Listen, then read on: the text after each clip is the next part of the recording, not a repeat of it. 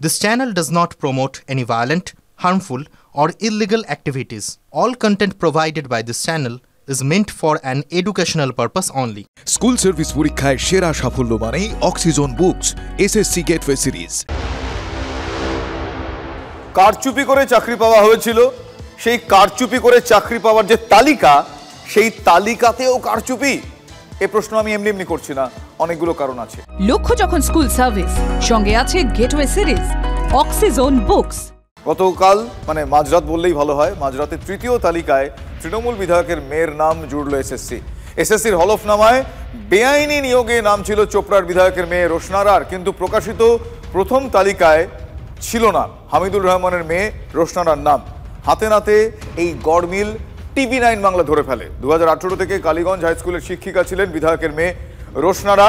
সেই রোশনারার নাম দাগির তালিকায় ছিল না, কিন্তু টিভি9 বাংলা সেই কারচুপি, সেই নাম না থাকার বিষয়টা নিয়ে বেশ কিছু রকমভাবে প্রশ্ন তোলে।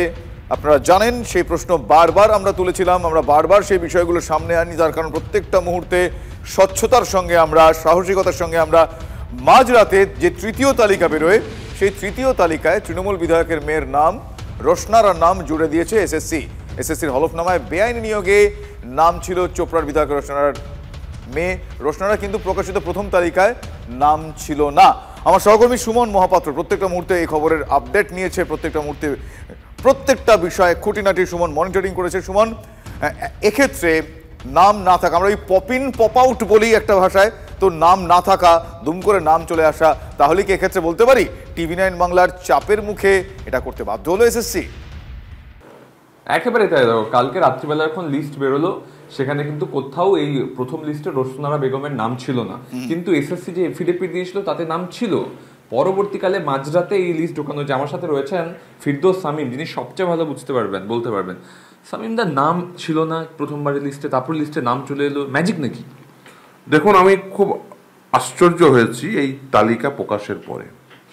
এসএসসি যে এফিডেভিট ইভেন দিয়েছে, সেই এফিডেভিটে মানে হাইকোর্টের সামনে যে এফিডেভিট দিয়েছে অ্যাজ ওয়েল এজ সুপ্রিম কোর্টের সামনে যে এফিডেভিট দিয়েছে, সেই এফিডেভিট থেকেও যে নামগুলো পরিষ্কার উঠে আসছিল সেই নামগুলো ইভেন দেওয়া হয়নি প্রথম।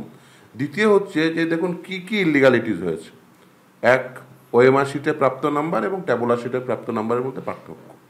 দ্বিতীয় হচ্ছে র্যাঙ্ক জাম্প।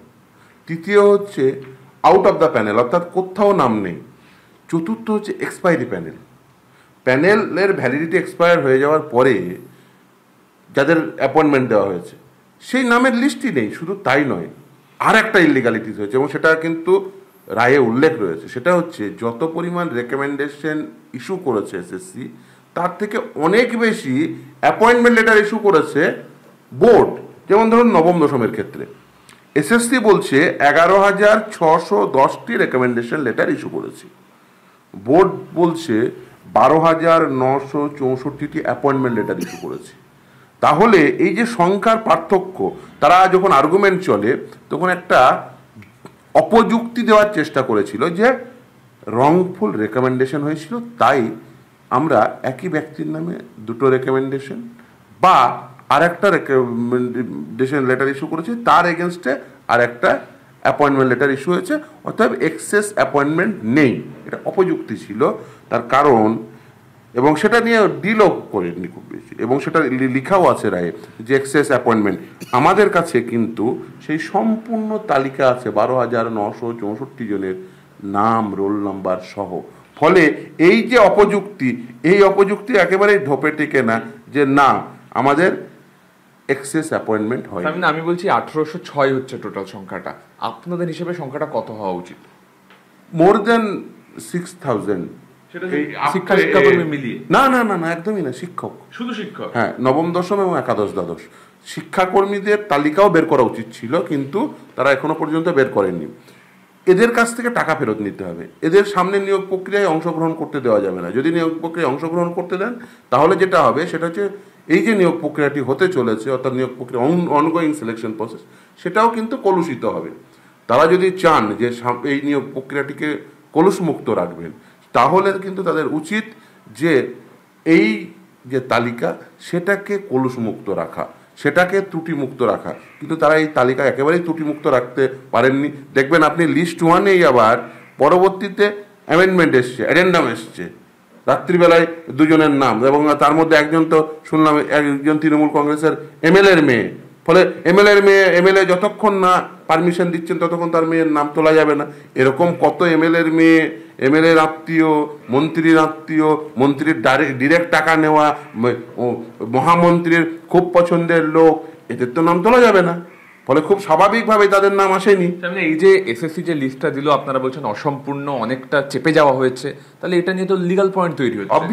অবভিয়াসলি আমরা নিশ্চিতভাবেই আদালতে এই সমস্ত বিষয়গুলোই উল্লেখ করব। শুধু তাই না, আপনি দেখবেন দুটো লিস্ট বেরিয়েছে, এক যাদের টেন্টেড বলে উল্লেখ করা হয়েছে, দ্বিতীয় যারা অ্যাডমিট মানে এই নতুন নিয়োগ প্রক্রিয়ায় অংশগ্রহণ করে ফেলেছিল, অ্যাডমিট কার্ড পেয়েছিল এবং সেই অ্যাডমিট কার্ডগুলো বাতিল করা হলো।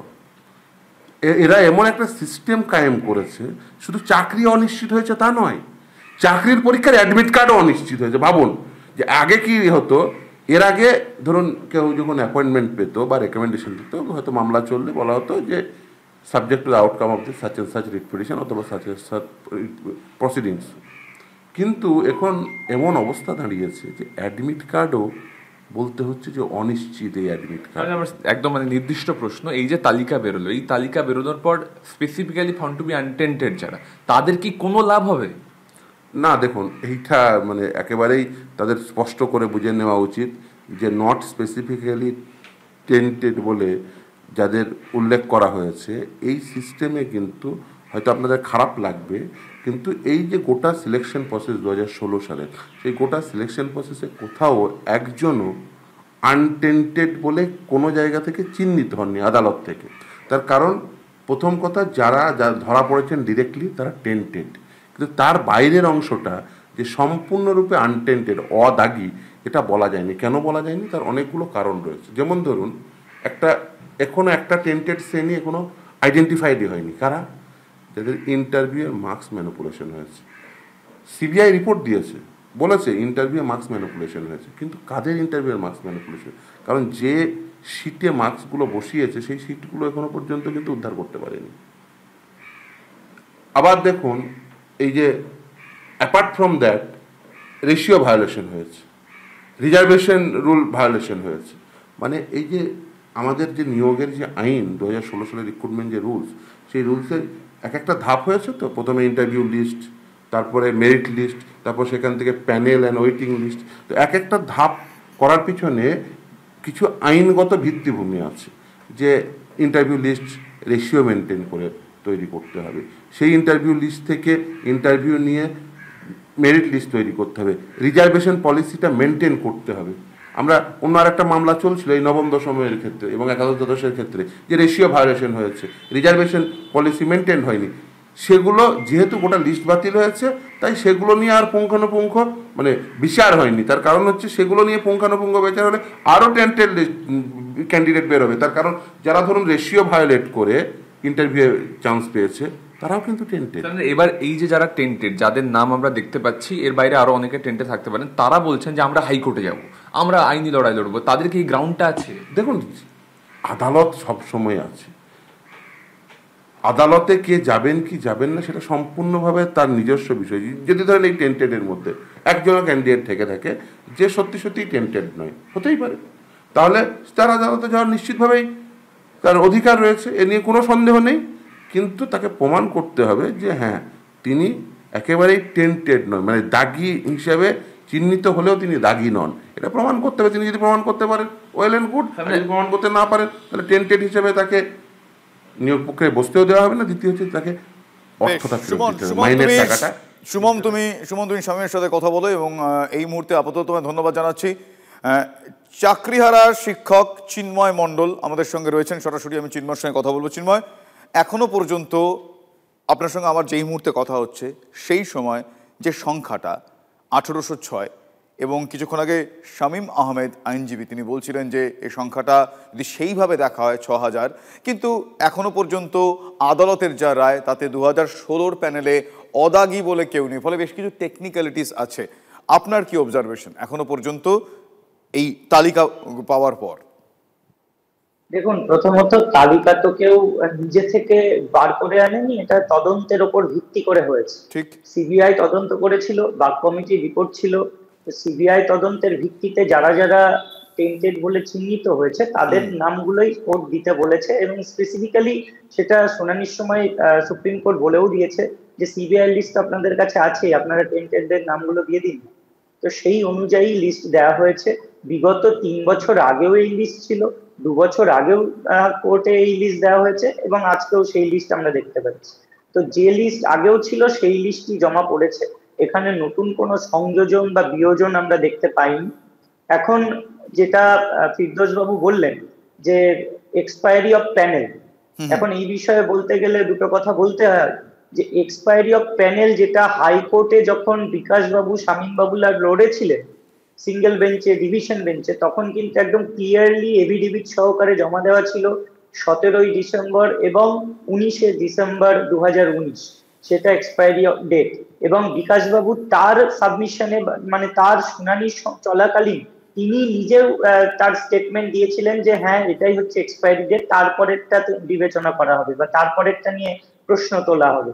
তাহলে যে জিনিসগুলো হাইকোর্টে ডিভিশন বেঞ্চে একবার হয়ে গেছে এবং সেখান থেকে যে এক্সপায়ারি ডেটটা ঘোষণা হয়ে গেছে, এবং সেই হিসাবে যারা যারা rank jumping, out of panel বা ওএমআর ইস্যু যেগুলোতে আর কি বলা হয়েছে টেন্টেড, সিবিআই যাদের নাম দিয়েছে, দেখুন টেন্টেড তো মুখে বলে হয় না, টেন্টেড হতে গেলে তো মানে এটা বলতে হয় যে সে দোষী বা সে দাবি। একদমই একদমই এই প্রশ্নগুলো চিন্ময় এই মুহূর্তে উঠছে আপনি যেরকমটা বললেন, কিন্তু পাশাপাশি এখনো পর্যন্ত তালিকায় যাদের নাম এবং তালিকায় যাদের নাম নেই, এই যে দুটো আলাদা আলাদা বিভাগ হয়ে গেল, আলাদা আলাদা দুটো সেকশন হয়ে গেল, এই মুহূর্তে এখন সবথেকে বড় প্রশ্ন হিসেবে যেটা দাঁড়াচ্ছে, তাহলে যাদের নাম এই মুহূর্তে তালিকায় নেই তাদের সঙ্গে তালিকায় যাদের নাম আছে এই সংখ্যাটার যে হেরফের, এখনো পর্যন্ত যে বিষয়টা নিয়ে আলোচনা হচ্ছিল কিছুক্ষণ আগে শামীম আহমেদ তিনি বলছিলেন যে সংখ্যাটা 1906 নয়, এটা আরও বেশি হতে পারে। আমরা এই বিষয় নিয়ে প্রতিক্রিয়া নিয়েছিলাম কেন্দ্রীয় শিক্ষা প্রতিমন্ত্রী সুকান্ত মজুমদারের, তিনি কি বলছেন আপনাদের শোনাবো। আমরা শোনাবো আইনজীবী সিপিআইএম নেতা বিকাশ রঞ্জন ভট্টাচার্যের প্রতিক্রিয়া। এর থেকেও অনেক বেশি নাম হয়তো আগামী দিনে বেরোবে, লিস্টে বেরোবে, কারণ আমরা এর আগে যখন কোর্টের প্রসিডিং চলেছে সেই সময় আমরা মিডিয়ার মাধ্যমে যা জানতে পেরেছি তা অনুসারে কিন্তু এই লিস্টটা লম্বা হওয়ার কথা। আর এই যে এক্সাম্পল আপনি দিচ্ছেন বা আপনারা যেটা দেখতে পেয়েছেন, আমরা যে ওভারনাইট অর্থাৎ 2টোর সময় রাত্রিবেলা একটা নাম নতুন করে এডিট করে ঢোকানো হলো, এটা প্রমাণ করে দিচ্ছে যে এরকম বহু প্রভাবশালীর পরিবারের ছেলে মেয়েদের নাম লিস্টের বাইরে রাখার চেষ্টা করা হয়েছিল, এই 1804-এর লিস্টের বাইরে রাখার চেষ্টা করা হয়েছিল। শেষ পর্যন্ত একটা দুটো হয়তো ঢুকে গেছে, এই হামিদুর রহমানের মেয়ের নামও সেইভাবে ঢুকে গেছে, কিন্তু এটা হিমশৈলের চূড়া মাত্র। প্রথম দিনই বলেছি যে এই তালিকা অসম্পূর্ণ থাকবে, এই তালিকার মধ্যে বহু ভুলভ্রান্তি উদ্দেশ্যমূলকভাবেই রাখা হবে যাতে গোটা ব্যাপারটাই ঘেঁটে যায়। ওরা চায় না কোনো কাজ সততার সঙ্গে স্বচ্ছতার সঙ্গে হোক, তাই আরো দেখবেন প্রথমত তো 1800টা ক্রীড়া নগণ্য, আমাদের যা হিসেব আছে বিভিন্ন আদালতের তথ্য 6000 ছাড়িয়ে যাবে, সেখানে ওরা 1800 বার করেছেন, তার মধ্যে ওরা একে তাকে বাঁচাবার চেষ্টা করছেন। এ চূড়ান্ত একটা দুর্নীতিমূলক সংস্থা। এখন কি করবেন আপনারাই ভোট দিয়ে এই সমস্ত অযোগ্য দুর্নীতিবাদ লোকেদের ক্ষমতা এনেছেন, তার পরিণতি ভুগতে হবে।